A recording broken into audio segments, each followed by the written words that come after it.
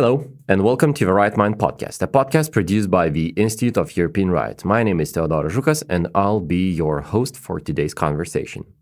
In this episode, we are honored to be joined by James Sherr OBE, an honorary fellow at the International Center for Defense and Security in Estonia, Tallinn, and an associate fellow at Chatham House. James Sherr is also the author of the book Hard Diplomacy, Soft Coercion, Russia's Influence Abroad, published in 2013.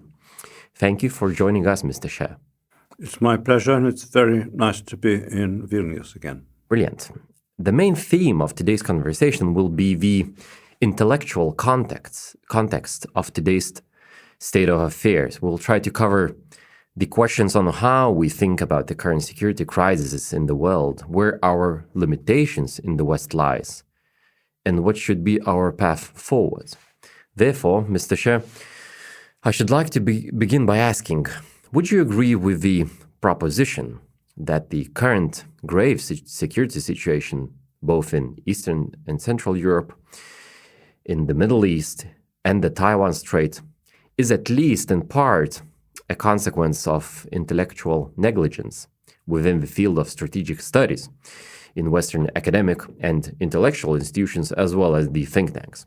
In other words, we do not know what kind of adversaries we're dealing with, and we do not know how to deal with it. I would not use the term intellectual negligence. I would instead focus attention on how those people we call experts are educated in universities and outside them. Let me give you a sterling but also very interesting example. By about the third quarter of 2021, the Central Intelligence Agency knew that Russia was going to attack Ukraine. They knew where. They knew what the forces were at their disposal, where they were deployed, what the order of battle was, what the objectives were. They even knew that special forces would target the leadership, the state leadership of Ukraine, and try to eliminate it. They knew all of that, but they completely failed, as did nearly all of the expert community in Washington, to predict what was going to happen afterwards. They got everything wrong. So what was missing? One thing that was missing was knowledge of Ukraine. And I, of course, mean in-depth knowledge. The history of Ukraine, the political culture of Ukraine, the military culture of Ukraine, even in the absence of that. The recent history of what happened after 2014, where everyone said, I don't want to mention names, leading experts running leading think tanks in Washington saying, if Ukraine fights back, it will become a basket case in 2 weeks. They didn't even study the lessons of that. So something more systemic is taking place. Now, one aspect of this is the pivoting away of university education over a period of many years, I would say more than a generation, from traditional and orthodox approaches, both to the study of what we call comparative government and to the study of international relations, but also the study of history. When I arrived in Oxford, for example, in 1974, amongst those members of the faculty responsible for supervising international relations postgraduates, there were a mixture of people. There were historians, there were experts on international law, there were experts on particular regions of the world. And my supervisor was a theorist. But theory then meant something very different from what it means now. It meant the study of the principal ideas and traditions of thought from antiquity that have shaped our understanding of international relations and how we analyze it. So the curriculum included Thomas Aquinas, Hobbes, Machiavelli, David Hume, Karl Marx, and you could add to this going up to the 20th century. With Morgenthau and Niebuhr and all the others. Yes, and I was, for a time, writing a thesis about Morgenthau, Niebuhr, and British scholar Martin White. So it was a study of ideas. Now what we have is a situation where you won't find most of the people I mentioned. Even the undergraduate curriculum is, for those studying international relations, is centered around theories and concepts discussed with more or less a rigorous connection to what originated in the United States, U.S. universities of social science. At least in Oxford, it's not supported by quantitative methods. But these are abstractions. The discipline of strategic studies, which you referred to, only really emerged as a discipline sometime in the 1960s. And it was in conception and remains largely ahistorical. The International Institute of Strategic Studies in London, which, by the way, is host to some people I respect enormously and work very closely with who are very knowledgeable. But it arose mainly out of a concern about what we now call arms control. And the problem with so many in that field is they treated this problem, as an abstraction, rather than part of a relationship with a particular set of people who looked at armed forces and nuclear weapons in a particular way. It was always then, it is still now, very difficult to talk about the Soviet and Russian view of these matters, of nuclear war, of the role of nuclear weapons in war, even at the connection between war and politics, without evoking expressions from your interlocutors of incomprehension, mirth, derision, grimaces, smiles, shaking of heads.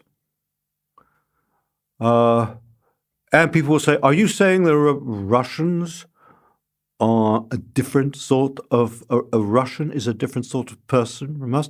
Yes, but why limit it to Russians? We are all different. By the way, the essence of what I think of as conservatism in a British sense, it begins with a recognition that in the world there are differences. We are not all the same. It is not necessarily good that we should be the same. And instead of trying to harmonize everything and pretend we are the same and narrow differences, we need to understand these differences and understand why they arise. And far from diminishing respect for Russia or China or Iran, for that matter, by understanding their culture, their history, and how that has influenced their present attitudes and present affairs, one only enhances respect for them. So somehow, all of the traditional focus on these things has moved to the margins. And one reason the traditional focus on history and culture and things supporting it, including religion, by the way, have moved to the margins is because these are areas that don't lend themselves very neatly to theoretical categorization and theory building and all manner of things like this. They lack something the American neorealist highly provocative American neorealist, influential American neorealist John Mearsheimer called these views like parsimony. Mm-hmm. Okay, I could present the world, I could devise all kinds of schema of the world that observe parsimony, that are very elegant, that have absolutely nothing to do with it. Absolutely. Yes. And here's a case where... Which are inventions. Yeah. Well, I don't want to dwell upon yeah, them. absolutely. But this is a systemic problem. It's a historical problem that we have. I remember, again, I was in Oxford, and I hosted, I think it was for a weekend, the first visit of students and officers and directing staff from what was then still the Frunze Military Academy, which was the highest academy of the ground forces of Russia as of the Soviet Union, below the General Staff Academy. And I took them into the Codrington Library in All Souls, which is a most magnificent sight. In fact, all the settings of all Visconti films pale in comparison to the backdrop of the Codrington Library in All Souls. And I told them very deliberately, I used to study there and do a lot of my work there because it was a superb library for history, for law, and for strategic studies. Mm-hmm. And they did exactly what I hoped they would do. The senior general turned to me. We were talking in Russian, and he said, and I said, yes, I said, strategic studies, but what you will not find here is work about military science. And he looked at me and said, and how would you define the difference between strategic studies and military science? I said, strategic studies is a discipline devised largely by civilians that analyzes the place of military power in global affairs. Military science is a military theoretical discipline that is designed to understand, but also in a particular context, answer the question of how armed forces are to be used as instruments of national policy in war. They all nodded. Now, if you try, I'm not saying they were right, but I'm going back to what I said earlier about studying arms control and these things. If you know this, and you assume that the Soviet view of war and the view of war espoused by Robert McNamara, John Kennedy's celebrated, enormously influential Secretary of Defense, are somehow the same or could be made to be harmonious, then you've understood nothing, because they aren't. Robert McNamara, who, by the way, was a slide rule-based engineer, they had slide rules in those days from the Ford Motor Company, and came into this whole area, he devised a schema called mutual assured destruction, designed to establish when you had a stable situation of nuclear deterrence. And at one point he quantified it. What percentage of destruction of countervalue targets, of cities, populations, of industry, of infrastructure, etc., of armed forces would have to be destroyed if nuclear war were to take place to ensure that no one in his right mind would even contemplate using nuclear weapons in war. And he quantified all of that. And what he quantified were well below the levels of destruction sustained by the Soviet Union in the Second World War, which they went on to win. And then people will say, well, that went on over 4 years. That's true. But if you look at the level of damage sustained by the Soviet Union in Operation Barbarossa, even during the first 6 weeks, you would realize that McNamara is wrong. That this is these questions are perceived and analyzed through different metrics and through different prisms. I think I've said more than enough in response to your initial question. One additional question on this same matter. how would you think that all of this systemic problem that you've pointed out of our intellectual environment and academic environment of the international relations contributes to the decision-making of the current, for instance, current U.S. administration? Well, in a way, yeah. So if I were to interpret you, is the main problem that fundamentally the people who have been, educated in the last 20 to 30 years, they fundamentally believe that all of the international relations problems could be solved out peacefully if we have enough dialogue and if we listen to each other as carefully as we can. Not necessarily. Let me just cycle back for one moment. Yes, please. And then begin to answer your question. The problem I face today, the problem many face today, is that if a young man comes to you and says, where are the best places to go to study intellectual history, to study diplomatic history, or to study diplomatic history? It's very hard to find any, because these disciplines are being crowded out. Where do I study X or Y? It's very difficult to find them.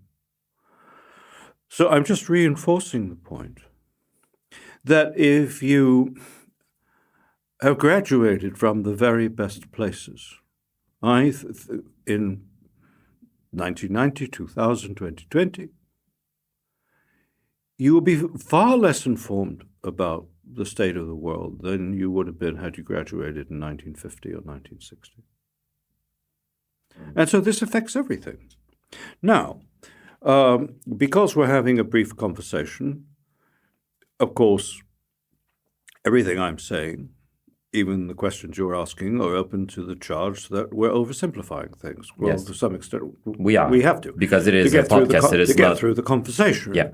But, of course, there are also, even now, a good number of people making policy whose backgrounds are different. Military academies, military service, all the rest of it. But they're not totally different. Again, I come back to a Soviet illustration. And one of my highly expert friends in the US intelligence community relayed this story to me. He's obviously his thinking is closer to mine than to theirs.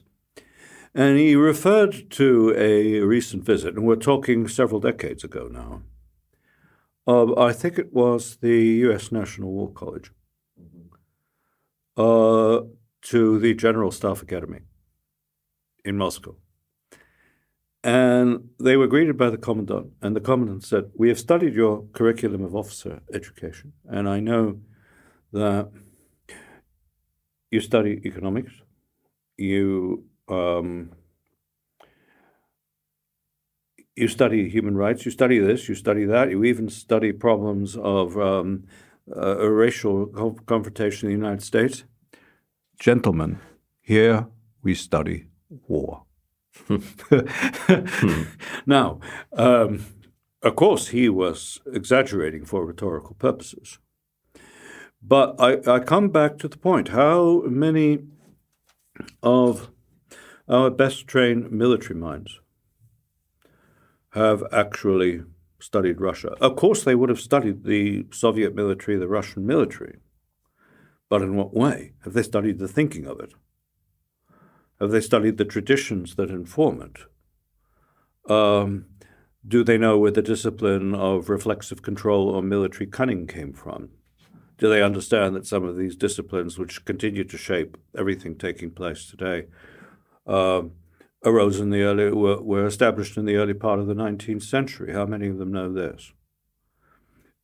Are they in a position to understand what many of them see and observe and comment upon, that we're dealing with a different type of animal over there? Okay? By the way, as I emphasized before, one you have to respect, because what the senior Soviet officer had was a very rigorous military theoretical education and a methodology. So this is part of the background too. How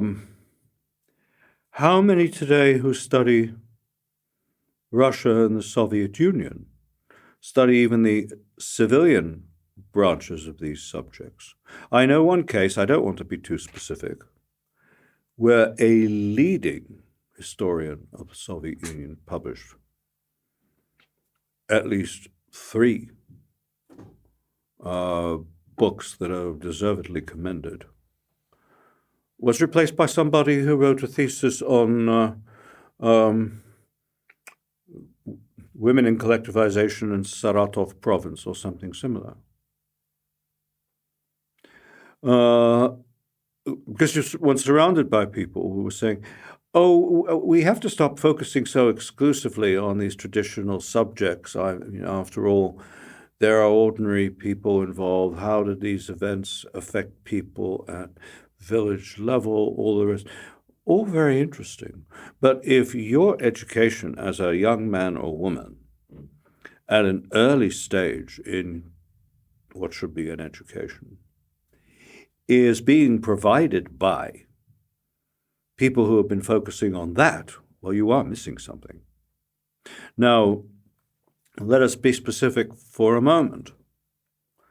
The current National Security Advisor of the United States, Jake Sullivan, was a graduate he received an Oxford MPhil in International Relations. It was a program where I emphasize in a distinctly junior and increasingly dissident capacity, was supervising people. And when I listen to the way he talks about things, when I listen to what he says, I recognize the curriculum he has studied. And he is talking to a great many others with a similar academic background. And then this all gets into think tanks and cross-fertilized. I have to simplify. I'm not suggesting at all that there is some kind of, certainly not some kind of conspiracy taking place, that you are dealing with some kind of religion and a holy order that insists that you think this way, otherwise you can't get through. And if you've not had your ticket punched by these people, you are not going to get anywhere. No, I'm not suggesting any kind of motive of malevolence behind this. Let's just pretend it's all a kind of dynamic Brownian motion, and there's no agenda or motive behind any of this. We're talking about something systemic, and what is relatively minimized is understanding of exactly the things that, had we understood, in my view, would have made it possible to deter this war, and beginning in 2014 and then again in 2022, which would have influenced our approach and led us to adopt very different policies from those that were adopted, at least initially. Interesting that the now former NATO Secretary General Jens Stoltenberg, in his recent interview to the Financial Times, said, "I now realize we were wrong, and I was wrong too. We should have done X, Y, and Z in 2021, and we might have deterred the war." Was he aware that there were certain people, including myself, but I could mention quite a few distinguished other people, who were saying that very thing? Possibly not, because these were not the people in the articles pre-selected for him to read. He would have talked to allies who would have warned him about all of this, but then a great many others who would have said something else. Yep. So return to your question, because we've been about talking the decision making. In a way, you already answered it. You've mentioned the other highly important point, which directly connects with the whole framework and theme what we're talking about, is the general ignorance of the Ukrainian culture, history, and political culture, as you said, in the West, inside the West. There is one sort of a perspective or a phenomena in the current Russian studies and Eastern European studies environment, a phenomena which is called the need to decolonize Russian studies. Let me give you an example. Back in 2022, the war was already there. I was in the conference in Cambridge University at the conference of British Association for Slavonic and Eastern European Studies. And the keynote address was given by Ukrainian historian woman Olesa Kromochuk. And she gave an absolutely very vivid example of this absolute ignorance of Ukrainian history and culture. And the example was that in 2011, there was a new release of the Dostoevsky's Brothers Karamazovs, published by the Penguin publishers. Penguin. Yes, Penguin. And on the cover of that translation of Brothers Karamazovs were an old man of the Slavic type, with a mustache, with a hair, with a bunch of hair, and well, according to the publishers, he looked like a regular, Slavic Russian old man who could have been as an illustration of the father Karamazov, that brutal one. But the guy who was there was Taras Shevchenko. So this is the I believe absolutely vivid example and illustration of a state of a mind and a state of a knowledge of Ukrainian history and culture that we were at least before the 2022. And so James, and so touching on that, do you still feel that in a way, Western decision makers, while articulating about this war and about the possible solutions to the peace, are still in this paradigm of the seeing Russia and Ukraine as a sort of a unified political and cultural entity? There's a larger question and a smaller one, and you came back to the larger question at the end. Which is very useful because it highlighted a key point that I missed in this discussion so far. You spoke about the number of people who, until very recently, have simply viewed Ukraine through a Russian prism as an extension of Russia. One other element to educational influence that I omitted, it's not university-based. It's diplomacy itself, but it also embraces many in universities. Most people who we used to call Sovietologists or Soviet specialists or experts in the Soviet Union were based in Moscow. They are experts on Russia. And they didn't feel they had to know anything about Ukraine to be good experts on Russia. And even those who didn't have any kind of axe to grind on this subject or any sort of animus at all, even those who understood that if you don't understand that Russia is an empire and views the world through an imperial prism, at least its periphery, many of them, understood that. They still, by osmosis, absorbed all kinds of perceptions and prejudices and presuppositions about Ukraine and what it was and what it wasn't. So I think it's fair almost to formulate a rule, and you could find many exceptions to it. An expert on Russia is not an expert on Ukraine. On the few occasions, and there have only been very few, I've been asked by, let's say, certain officers of state in the UK to talk to those people being trained as experts on Russia. One thing I've always said is this: you will never understand Russia if you understand only Russia. You must understand at least as well at least one country that Russia has significantly influenced. It can be Ukraine, it can be Georgia, it could be someone. You must get that into your bone marrow. I have to say it was very important to me. I had much of this traditional education, the good and the old and the new side of it. I first came to Ukraine in 1995 and spent a week there. And I realized after a couple of days, everything I learned about Ukraine has been wrong. What became clear over the time, when you're invited to things, you're sitting in meetings, Russians are present, which is something indescribably valuable, is seeing how they behave there. Seeing what happened when Viktor Chernomyrdin, former Prime Minister of Russia, then ambassador, walks into a room.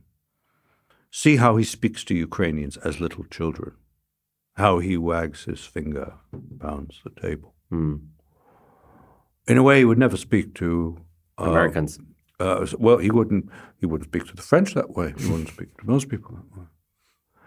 Looking at the faces of Ukrainians who in the Ukrainian political spectrum are regarded as pro-Russian, watching their faces turn brown with anger. Go to a dozen of these meetings, you don't have to. And you understand, if you don't have experience of how Russians behave there, you don't know what this relationship is about. So this has been missing as well. Now, you mentioned decolonization, and that leads, that presses other very interesting buttons. The decolonization, I have one or two friends in universities who have threatened to resign because they've been told their work, that already pre-published work, has to now be decolonized, or the drafts have to be decolonized. This means passing through the language. It's not just changing pronouns, but changing the way you talk about issues in order to remove any vestiges of your own colonial intellectual upbringing.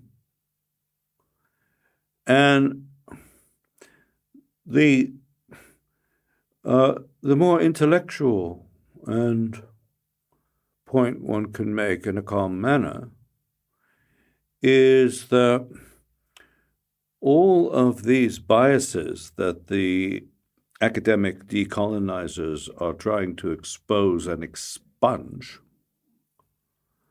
have very modern and very provincial, culturally provincial reference points. So no one involved in this kind of process is going to ask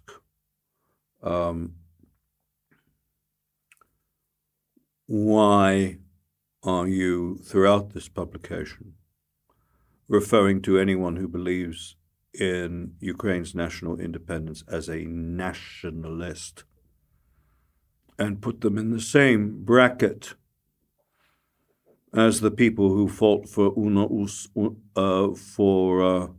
the Ukrainian National Army in the Second World War. And just after the Second World War. Yeah. You're not, no one's asking those kinds of questions, because the reference points, again, are very modern, postmodern, and they're tied to our own points of sensitivity and our culture as it exists now, not to points of sensitivity in the issue you're describing. And this is a notable omission.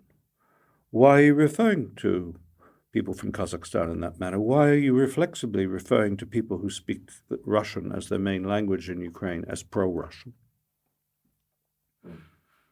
It was put most concisely by a young friend of mine back in 1996 who, he spoke Ukrainian. His mother was a Ukrainian language teacher, and she had to teach him after school because all the schools in Ukraine that were capable of preparing you for university-level courses were Russian language schools. So if you wanted to learn Ukrainian, you had to go outside, right?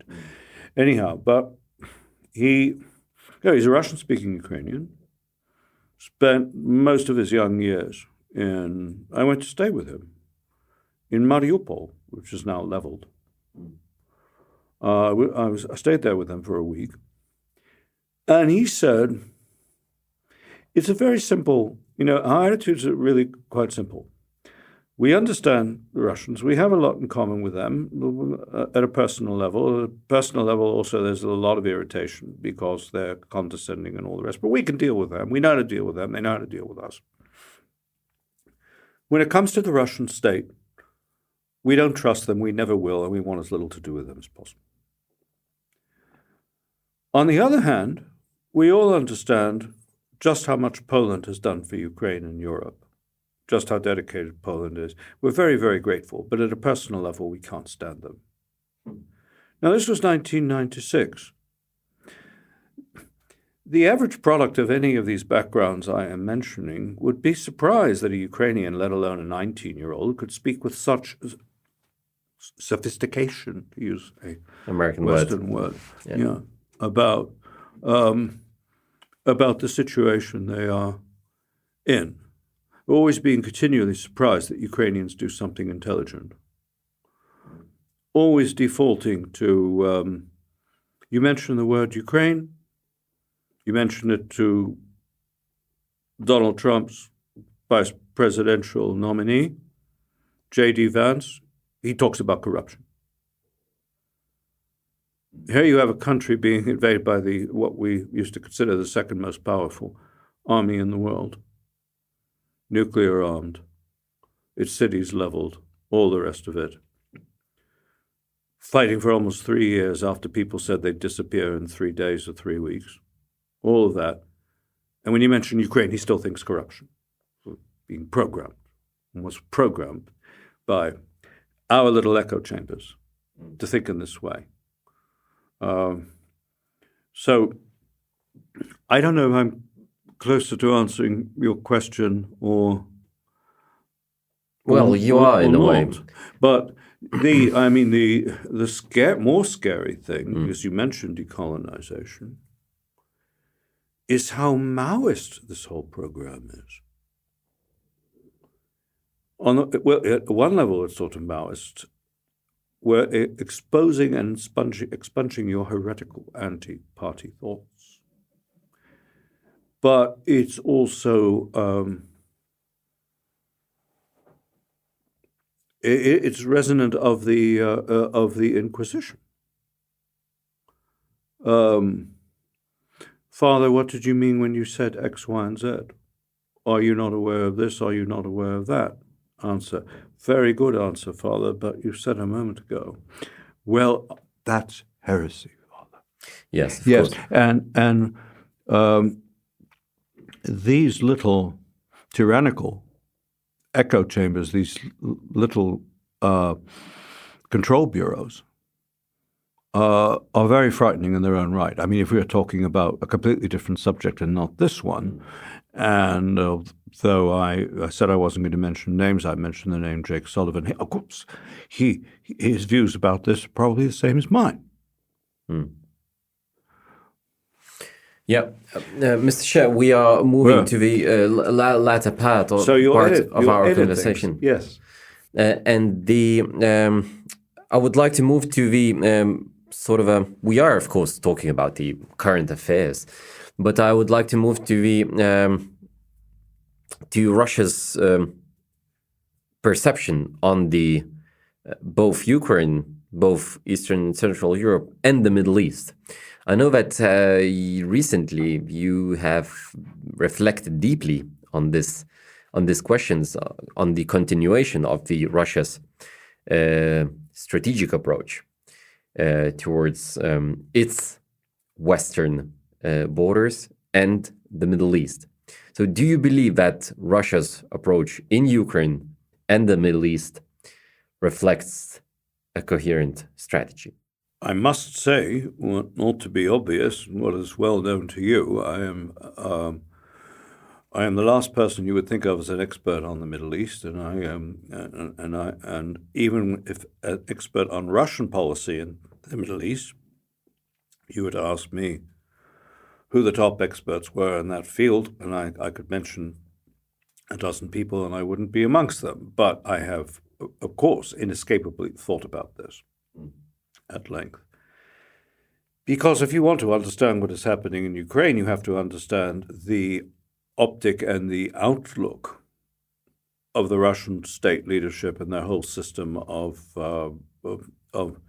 institutional and intellectual support on about the world situation in general. And the Russians make this very explicit, that the war in Ukraine is the center of gravity of a much larger struggle, which you can or cannot call war, depending on your definition of terms, with the collective West. Now, one thing that is very interesting about the expansion of the war in Ukraine in February 2022 is that within about a year, it was obliging the Kremlin to readjust the hierarchy of all of its relationships and all of its priorities. So, priorities that they had invested in for 20 years, energy supremacy in Europe, special relationship with Germany, the rupturing of transatlantic relations, they were sacrificed. The relationship with Germany was sacrificed. Their energy goals in Europe were put on the margins and put on hold. But coming to your question, what was also sacrificed was a very productive relationship with Israel and between Putin and Netanyahu in particular. There's another point of context here. Russia, as we know from Soviet times, certainly since the time of the Suez debacle, the Soviet Union understood we need a policy for the Middle East. You mean the so-called Suez crisis, 1956? Yes. After all of this, we don't have time to discuss it. Stalin had no interest in the Middle East or in any part of what we now call the global South. But under Khrushchev, they realized we have to study all of this in detail. We have to be there. We have to have a presence there. We have to build up contacts. It all started back then. Over the years, I would say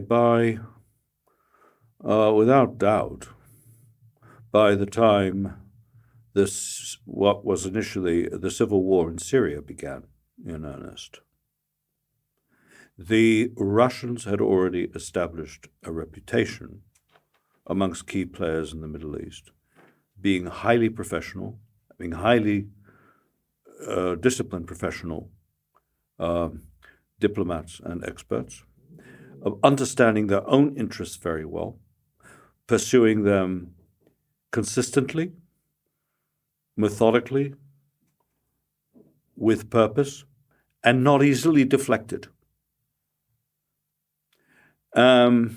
What the key actors in the Middle East also understood was that most of Russian policy in the Middle East, most of what it was doing there, was really not about the Middle East. It was about influencing other matters of greater importance, beginning with the relationship with the United States. So by the time this war started, the current war in October 2023 over Gaza, the Russians were a very well-established and well-respected player in the Middle East. Why then, why did the relationship with Netanyahu begin in the first place, and why was it abandoned? It began in the first place because part of this whole Russian approach and part of Russia's appeal has been to deal with every country pragmatically, never, unlike the Americans, express any interest in their internal affairs, the system of governance, all the rest of it.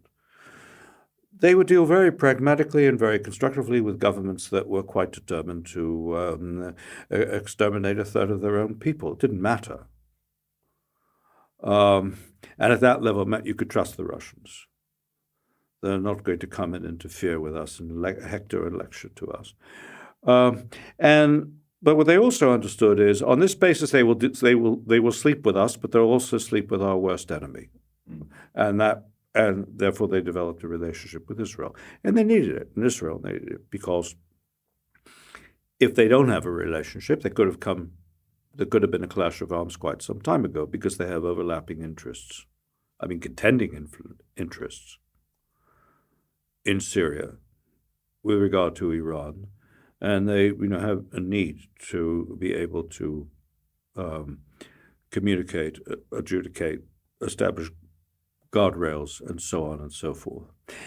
And there was a kind of rogue's trust between Putin and Netanyahu, because they're both cynical players. They are both very single-minded, and they are both accomplished practitioners in the art of gaining power, maintaining power, and using it. They understand power as such. And yet that was sacrificed in October 2023. Putin was one of very few leaders outside the ranks of those you'd expect who did not offer any condolences to Israel after it was attacked by Hamas. Israel, on the same basis that I've mentioned already, established relations with Hamas in 2006, and those relations began to be broadened. And in the months before the Hamas attack on Israel, there were serious meetings that took place in Moscow, and others we don't know about, probably in Gaza and other places, with members of the Hamas Politburo, military intelligence people. Well, they were not sitting there grinding coffee and having pastries. I would be astonished if the Russians, at a minimum, did not have a very good idea of what was going to happen. And they wanted it to happen. That's the point. Why? The main reason being they would have done anything to force the United States to divert its attention and its resources from Ukraine. So whereas in the past, the Russians were very much afraid of a larger war in the Middle East for all sorts of reasons, the calculation by this point, their interests had changed. Also, Russia by this point had become very dependent on Iran, and therefore needed to be much more attuned to Iranian requirements and solicitous of Iranian interests than they were, which meant they had to take sides. And that's what they've done. So that's what the relationship is. Yeah. Russia does not, you could say at any point in the past, Russia never really wanted issues in the Middle East to be solved unless they could claim credit. Russia was always pursuing opportunity and knew how to. But, it's particularly the case now. They do not want this to be solved. And even if there is no war in the Middle East, an argument could be made that the Russians would have certain things to worry about if the United States and Iran ended up in a full-blown war, particularly because, contrary to what the approved people in the world think, the Americans perfectly capable of destroying Iran, and they might, with the Israelis. And this regime might be a good less formidable than people think it is. As Hezbollah, by the way, is turning out to be. Now,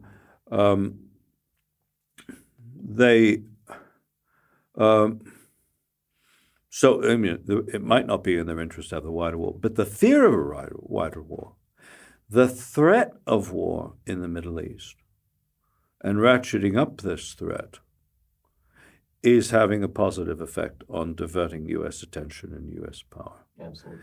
And the logic is the same with regard to China. A lot of people could say, you know, wonderful, with impeccable correctness, that Russia is now making itself increasingly hostile to China, and in 10 years' time, maybe even less, they're really going to regret this. They don't care about 10 years' time. What they care about is winning this war. And the calculation in Moscow is, if we win this war, we will have inflicted the greatest defeat on the collective West since 1945. It will be our greatest moment since our victory over Nazi Germany in 1945. And then we will have a positive basis from which we can deal with these other long-term problems that Western academics keep mentioning. The economic problems we have, demographic problems, demographic dependency on China, and so on. As Stalin said to Mao in 1949, victory is everything. Victory itself creates the basis for reinterpreting, not simply assessing your priorities, but reinterpreting the world. Yeah. It forces everybody else to reinterpret the world. And the last question, yes. Very short one. Sorry for a long answer. That's not a problem at all. The last question, continuing on this logic that Russia has a great interest in diverging United States attention from Ukraine to the both Middle East and the Southeast Asia. So my question is about a short one, about the near-term future. In this case, we can even, and this is a question, we can even imagine that Russia might have some kind of the activity with North Korea in that part of the world in order to create as much problems for the United States and for the collective West, as you used this word, not me, in the near future. Could we expect that too? It's the Russian term, collective West. Okay. That's why I'm using it. Yeah. Well, what's happening with North Korea is very straightforward. North Korea has masses of surplus military equipment, and they're giving it to Russia, but not pro bono, because they're getting a lot of technological assistance in exchange. And so what we see as a result of this war, another thing we see, is Russia now completely removing itself from the six-party process, the international regimes about sanctions regarding North Korea. They're not paying attention to any of that. And this is obviously very attractive to Kim Jong-un. They're strengthening his regime. They're making a lot of money out of Russia, but they're receiving technologies and military support that they need. And that helps them further deter war, as they see it, and shore up their own regime. So it's a no-brainer. There are, of course, intricacies that need to be understood and looked at. That's to say, the extent to which one could raise questions about the extent to which Beijing is happy about the strengthening of a bilateral Moscow-Pyongyang relationship. Because all these things are there. Yeah. But they are not arguments against not doing this. Even when NATO is at strongest, we could talk about all manner of intricacies, even inside the Anglo-American special relationship, that not everything is in accordance, not everything is convergent, and so on. It's not a reason for altering your main lines of policy, right, and your basic priorities. Mr. Sherr, thank you for your time and for this absolutely fascinating conversation. You're very welcome, and thank you. It's very stimulating for me as well. I just want to remind our listeners that you've been listening to the Right Mind podcast. We've talked with James Sherr, an honorary fellow at the International Center for Defense and Security in Estonia. We were recording this podcast on 11th October 2024. It is worth mentioning these days the date because the things and the events move so quickly. You can follow our podcast on YouTube and Spotify, and you can follow the Institute of European Right on Facebook, X, and LinkedIn. Till the next time.